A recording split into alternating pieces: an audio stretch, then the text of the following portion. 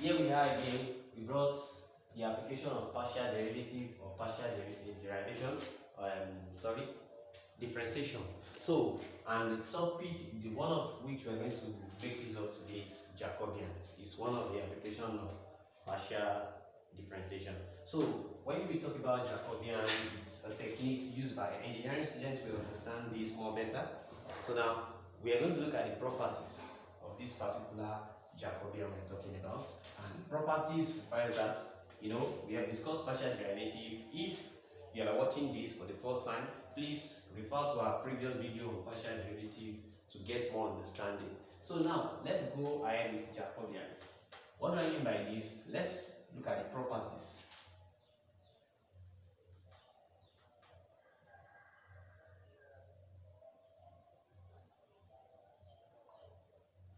Properties of Jacobian. The first one says that if I have a function u and v are function, if they are function of x, y,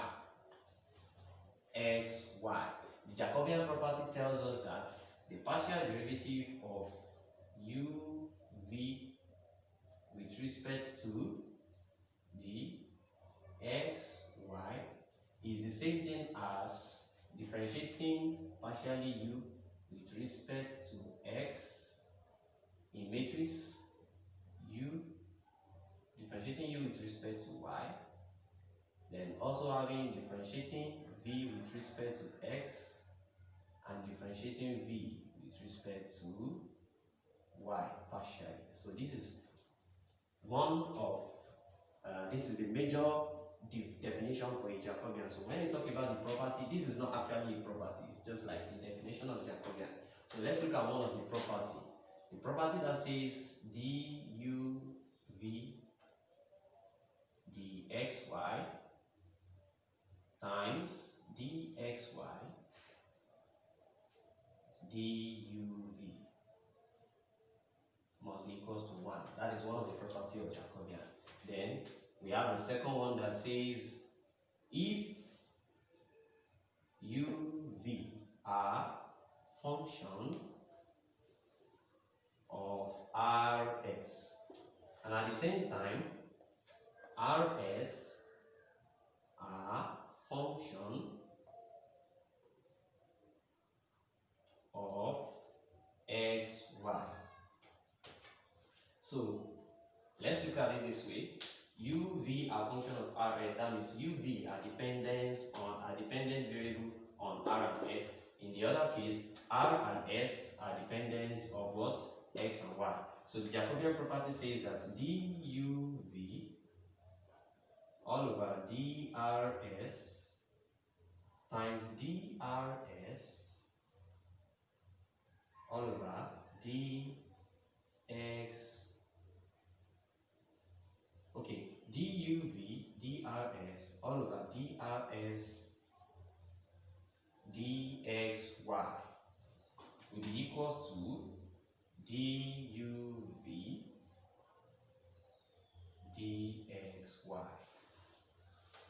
So this property is what we call the chain rule. It's like we call this function of function, like a chain rule. As you can see, this along with this, then we have this. So that's one of the property of Jacobian. And then lastly, of the property, we have, they said if, let's assume u, v, and w are dependents, are variables. Let's say u, v, w are variables which are dependent on x, which are dependent on x, y, and z. To really prove that they are functionally dependent, the Jacobian property says that duv w dx y z must be equals to 0. So this is what the Jacobian property has talked about. So we're going to look at various examples to explain this. But anyway, we'll start with the complex one, the more simpler ones we understood. So let's look at simple questions. So let's look at this example it was given that if u is equals to x 1 minus r squared all raised to the power half, and v is equals to y 1 minus r squared all raised to the power half minus half all raised to the power minus half, then w equals z 1 minus r squared all raised to the power minus half, where r squared equals x squared plus y squared plus z squared. This was given to us. We are meant to prove that u, v, w are functional dependents. So how do we prove this? We are making use of this third property of Jacobians to prove that u, v, w are what? Functionally dependent. How do we do that? So to observe this, we are going to have our d u, v, w over dx, y, z, which is equals to the matrix du, dx, du, dy, and du, dz partially. Then the other one we have dv, dx, dv, dy, and dv, dx. So we can also have for the third one dw, dx, dw, dy, and dw, dz. So this is what we're going to do for the determinant of this must be equal to 0. That will prove that the functions u, v, w are functionally dependent. So let's proceed. This is what we are meant to do. So we're going to find the derivative of u with respect to x partially. And don't forget, r is a function of x, y, z. So we can substitute and change our u to u equals x into brackets 1 minus, then that will be equals to x squared plus y squared plus z squared. Don't forget that r squared equals this, so I can substitute this. All raised to the power minus half. So v, on the other hand, will also be equals to, don't forget this is squared, r squared, so this is squared. So at the same time, I can also have v equals y 1 minus r squared. 1 minus r squared is now what? x squared plus y squared plus z squared. Or is power minus half. Then w will also be equals to z 1 minus x squared plus y squared plus z squared all squared raised to power minus half. So to simplify this, it's so much easy. So I can, since the common factor here is the square, I can factorize or probably leave it that way. Okay, r squared is that, so we don't need to even square all. We just need to put it in brackets. R squared is that, so we don't need to square all. So meaning u will end up being x into brackets 1 minus x squared minus y squared minus z squared, or raised to the power minus half. So now I want to find the derivative of u with respect to x, u with respect to y, and u with respect to z. It's partially, because I'm not differentiating all at once, so that is why it's a partial derivative. So du dx, I'm differentiating only x, will now be equals to x multiplied by the power minus 1 over 2 of 1 minus x squared minus 2y minus z squared, all raised to the power minus half minus 1. Just like the way we are differentiating. Then I can also find the derivative of minus 2x, so that will equally give me minus x squared, that will give me minus 2x multiplied by it. So I can equally find the derivative derivative of u with respect to x. So this gives me, and the minus can also cancel the minus. So x times the x here gives me, because this is multiplication, it's commutative.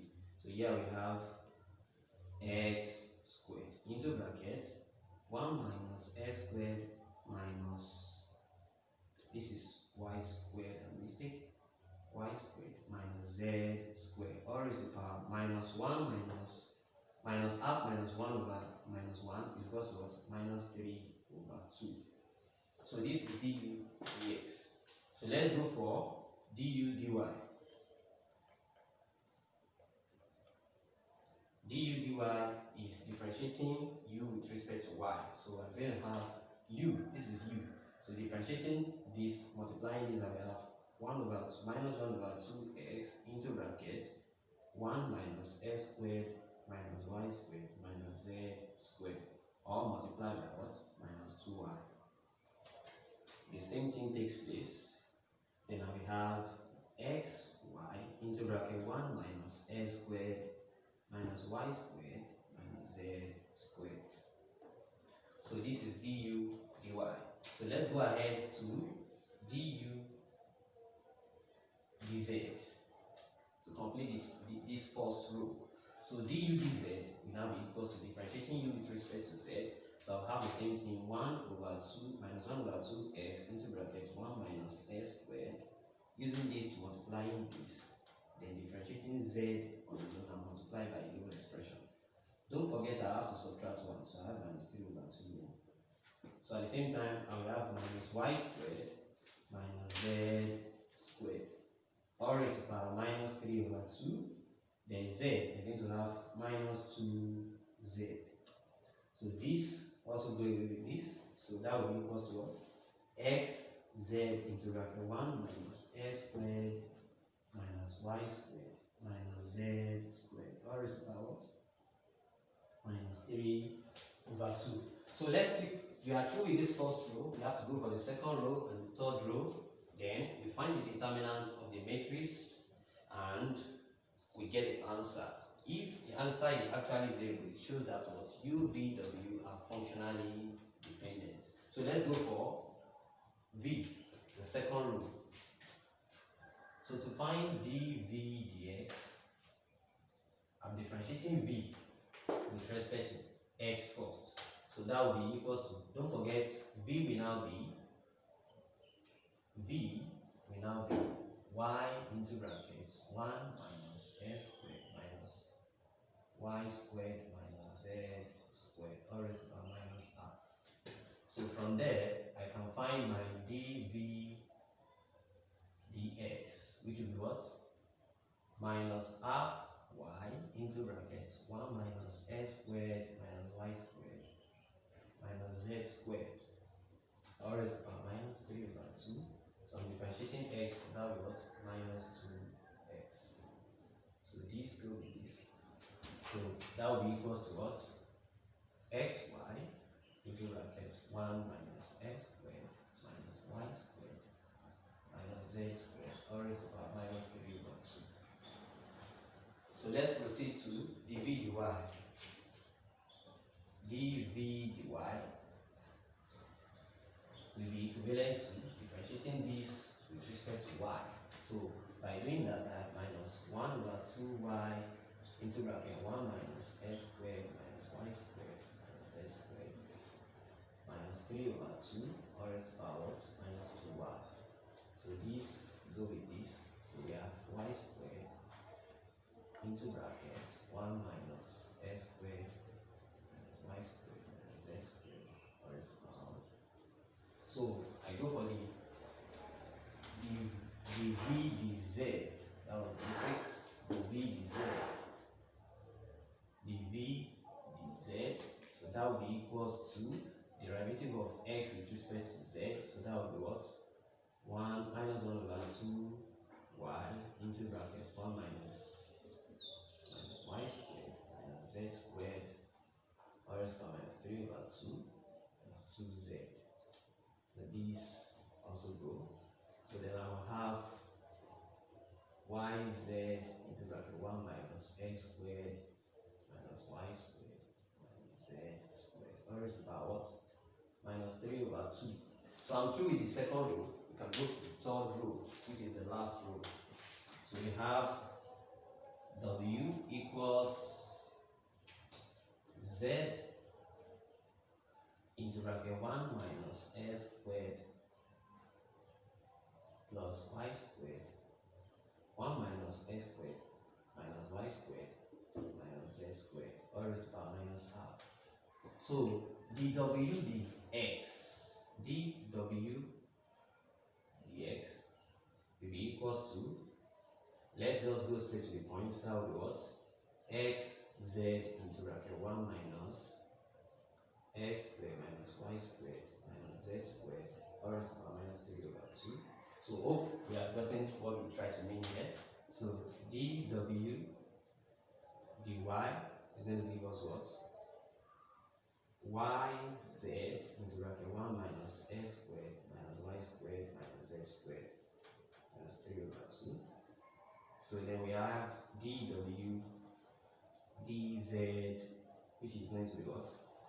Z squared into bracket 1 minus S squared minus Y squared minus Z squared, all raised to the power minus 3 over 2. So we're through with the third rule as well. So don't forget, this happens to be our first frame.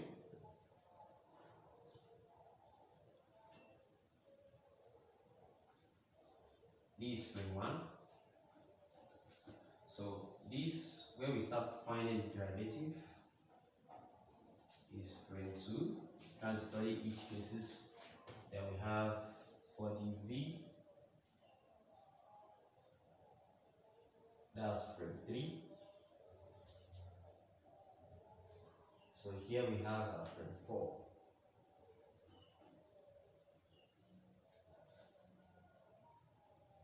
To make this work smaller, I can decide to say let G equals 1 minus S squared minus Y squared minus Z squared, all raised to the power what? So let G equals this to make the work smaller. So meaning that if I want to substitute, so I can have d u v w dx y z is the same thing as following what we have here, du dx. What is our du dx? Our du dx is this, so that will be x squared g. Since this is g, I will have s squared g. Then I have du dy, that will be syg, syg. And du dz, which will be what? xzg, xzg. Going to the next frame, so we have dv dx, which is what? xyg, xyg. Then I have dv dy, which is what? y squared g. Then I have the last one on this row, which is what? yzg. So lastly, we go to the last row. We have last frame, so we have dw dx, which is what? xzg. dw dy, which is what? yzg. And dw dz, which is what? z squared g. So to find the determinant of this matrix, we use the determinant method. X squared g into brackets, we multiply y squared g multiplied by what? Z squared g, all minus, we are using this, so we are going to multiply this, y times y, that's y squared, z times z, z squared. Then we are going to have g squared as well, all plus, then I use this x, y, g into brackets, then I'm going to use this and this, so x, y, z squared g, x, y, x, y, g, yeah, okay, x, y, g dot z squared g minus, since I'm using this, that will be what? X, y, x, y, z squared g the same way. So let's proceed. That will be plus, I go to the last one, x zg into brackets x y squared g squared, multiplying this, then minus x y squared zg squared. So let's look at it vividly. Y squared g squared, because by the time you use this g to multiply this, you have g squared and you have z squared. They are the same. Subtracting, we are going to have x squared g into 0. All plus, let's move here. X can go with x, y can go with y, z squared goes with what? Z squared. I think g also goes, but let's fix where we made a mistake. From the second one, that was when we used this. So that will be x, y, g multiplied by what? Multiplied by y. That was when we used the second one. So we're going to have x, y, g multiplied by what? Z squared g. This z squared g. So this x, y, g. X, y, g with what? Z squared g. So that's going to be g squared. So here we're going to have g squared. This minus, let's go for this, x, y, z, z is also here, z squared, then g squared. So now equals to 0, 2, so x, y, g into 0. So at the same time, what is here? X goes with s, y squared goes with y squared, then z, you forget to put the z, g squared. So this also goes, meaning that plus x, z, g was 0. So since everything is equals to 0, it shows that what? Therefore, u, v, w are functional dependent. They are functional dependent. Thanks for watching my YouTube video. Please subscribe to our YouTube